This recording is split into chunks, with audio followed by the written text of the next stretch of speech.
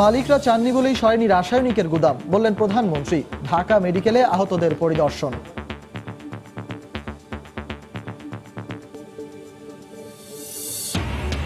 তালিকা করে পুরান ঢাকা থেকে সমস্ত রাসায়নিকের গুদাম পর্যায়ক্রমে সরানো হবে, চুরিহাটটা ঘুরে বললেন ওবায়দুল কাদের।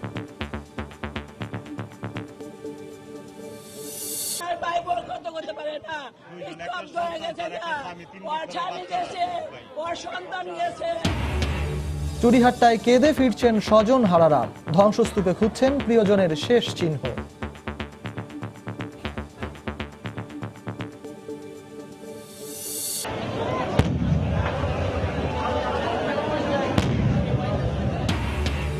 হঠাৎ বিস্ফোরণে দিকবিদিক জ্ঞানশূন্য হয়ে পড়েন চুরিহাট্টায় অবস্থানরতরা।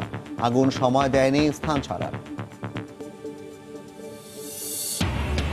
এবং চকবাজারের আনাচে কানাচে ভেজাল প্রসাধনী তৈরির কারখানা, পুরো এলাকার জন্য হুমকি, বলছেন সংশ্লিষ্টরা।